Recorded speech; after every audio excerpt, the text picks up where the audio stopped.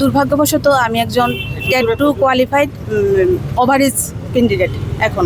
তো আমি ওভারেজ হয়ে আজকে সিএম স্যার, মূলত আমরা মুখ্যমন্ত্রী তথা আমাদের শিক্ষামন্ত্রী স্যারের কাছে আমার বক্তব্যটা আমি তুলে ধরতে চাইছি। কারণ আমি নভেম্বর মাস থেকেই স্যারের সঙ্গে দেখা করার জন্য অ্যাপ্লিকেশান করে রেখেছি, অনেকবার দেখা করার জন্য করেছি যে আমার এজ পেরিয়ে যাচ্ছে বা অনেকজন আছে আমাদের সঙ্গে, খুব কম সংখ্যক, কিন্তু দেখা করতে পারছি না।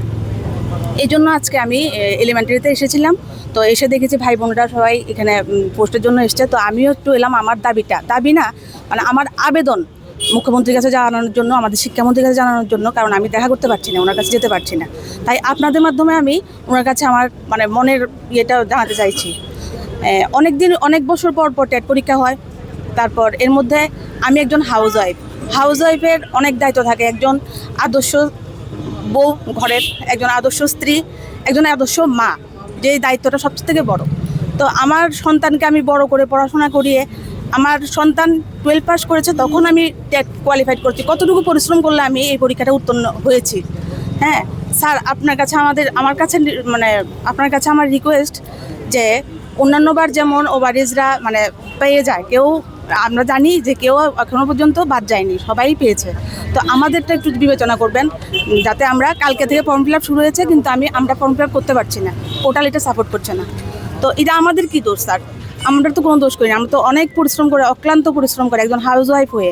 আমরা স্টুডেন্ট লাইফ না যে মা বাবা আমাদের মুখের সামনে খাবার এনে দিয়েছে, আমরা খেয়েছি আর পড়েছি। আমরা অনেক কষ্ট করে সব দিক সামলে আমরা পড়াশোনা করেছি। তো আমার বিনীত অনুরোধ, আমি জানি না আমি কি বলছি, কারণ আমার মাথা একদম ঠিক নেই স্যার। হয়তো আপনার সঙ্গে দেখা করার জন্য আমাদের একটু সাহায্য করুন, যাতে আপনার কাছে আমরা গিয়ে আমাদের যা মনের ইচ্ছা সব জানাতে পারি। অথবা আপনি হয়তোবা আমাদেরকে সান্ত্বনা দিন, না অথবা আমাদেরকে কোনো আশ্বাস দিন যে আমরা কি করব। আমরা যাতে ব্যর্থ না হই, আমাদের মূল্যটা যাতে দেওয়া হয় আমাদের কষ্টের। আমি আপনার কাছে বারবার অনুরোধ করছি। জানি না স্যার, যদি কোনো ভুল করে থাকি তো অপরাধ ক্ষমা করবেন, যাতে সবাইকে একসঙ্গে রিপোর্ট করেন, সব ভাই বোনরা, সব বেকার ভাই বোনরা সবাইকে একসঙ্গে রিপোর্ট করেন।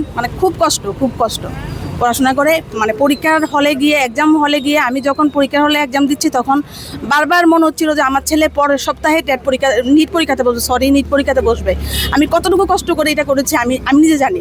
এখন কষ্টগুলো মনে পড়লে আমি রাতের ঘুম বন্ধ হয়ে গেছে আমার। স্যার প্লিজ একটু দেখবেন আমাদের দিকে, বা দেখা করার জন্য অন্তত সুযোগ করে দিন আপনার সাথে, যাতে আমরা দেখা করতে পারি যে কোনো একটা কিছু করে। আমি কোনোখানে গিয়ে কোনো কথা শুনছি না, কোনো ভালো কথা আমি শুনতে পাচ্ছি না। তো আমার দিকে একটু দেখুন। আমরা আজকে এসেছি যারা টেট 1 এবং টেট 2 উত্তীর্ণ হয়েছি। আমরা এসেছিলাম প্রথমে ডিরেক্টর স্যারের সঙ্গে দেখা করার জন্য। আমরা প্রথমে গিয়েছিলাম, তো মাঝ রাস্তাতে আমাদেরকে আটকিয়ে দেওয়া হয়েছে যে ডিরেক্টর নেই বলে। তো আমরা কোনো সদুত্তর না পেয়ে আমরা যাওয়ার উদ্দেশ্য ছিল আমাদের ফাইন্যান্স ডিপার্টমেন্টের কাছে। তো এখানেও আমাদের কাছে IGM চমনিতে আটকিয়ে দেওয়া হলো। তো আমাদের বিষয়টা হলো, আমরা যারা টেট উত্তীর্ণ হয়েছি তাদের কিছুদিন আগে একটা নোটিফিকেশান বের হয়েছে, যে নোটিফিকেশানটার মধ্যে দেওয়া হয়েছে টেট 2 এর জন্য 1020 পোস্ট, আর টেট 1 এর জন্য দেওয়া হয়েছে 1033 পোস্ট। এখন অবাক করার বিষয় হলো, এখানে পোস্টের সংখ্যা বেশি দেখা গেলেও ক্যাটাগরি ওয়াইজে মেনটেন করে এখানে পোস্ট অনেকটা কম ফিল আপ করা হবে। আমরা টেট 2 এর মধ্যে পাস করেছি টোটাল 1488 জন, কিন্তু এখানে পোস্ট দিয়েছে 1020 জন। এখন ক্যাটাগরি ওয়াইজে ভাগ করলে এখানে ইউআর এর পোস্ট হলো 507 জন, এসসি তার পোস্ট হলো 154 জন, এবং এসটিদের পোস্ট হলো 359। এখন কথা হলো, সবগুলি টোটাল মিলিয়ে এখানে প্রায় ফিল আপ করা হচ্ছে 800 পোস্ট, প্রায় হলো 800 পোস্ট। তাই আমরা যে এখানে 1488 জন টিকেছি, তো ম্যাক্সিমাম আমরা এখানে 700-র মতো পোস্ট বাদ যাবে, আমরা পাবো না। তো আমরা কিছুদিন আগে আমরা যখন রেজাল্ট দিয়েছিল, আমরা জানতে পেরেছিলাম আমাদের রাজ্যের মুখ্যমন্ত্রী অর্থাৎ শিক্ষামন্ত্রী, তিনি আমাদের বলেছিলেন বা মিডিয়াতে বলেছিলেন যে পাশের হার একদম কম, নগণ্য। এই বিষয়টা নিয়ে চিন্তা করবে, এবং বিভিন্ন রাজ্যের স্কুলগুলিতে শিক্ষকের অভাবে দেখা যাচ্ছে প্রত্যেক দিন পেপারে নিউজে আমরা দেখতে পাচ্ছি। এখন কথা হলো, এত শূন্য পদ থাকার পরেও কেন আমাদেরকে এত নগণ্য একটা সংখ্যা নিয়োগ করা হবে?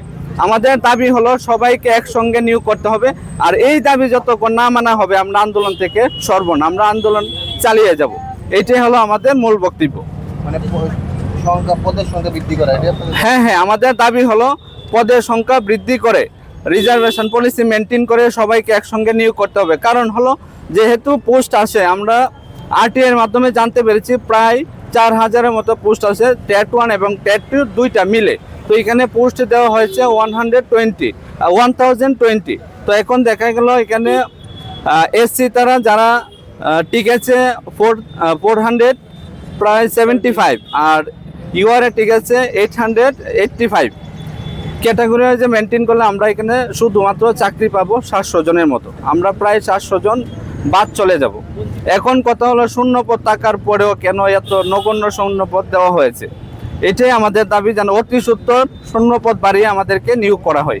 মাননীয় মুখ্যমন্ত্রী তো বলেছে যে যতজন প্রয়োজন ততজনকে নিয়োগ করা হবে, আপনাদের আন্দোলন করতে হবে না, আপনারা কেন আবার এটা তো বলেছে ঠিক আছে, কিন্তু আমাদের কথা হলো বিভিন্ন পেপারে বা বিভিন্ন স্কুলগুলির প্রতি আপনারাও নজর রেখে দেখবেন, প্রত্যেক দিন কোনো না কোনো জায়গাতে হয়তো বা শিক্ষকের অভাবে বা স্টুডেন্ট তারা রাস্তাতে, তাহলে যদি শিক্ষকের সংকট নাই থাকতো তাহলে এগুলি কেন আন্দোলন করা হচ্ছে।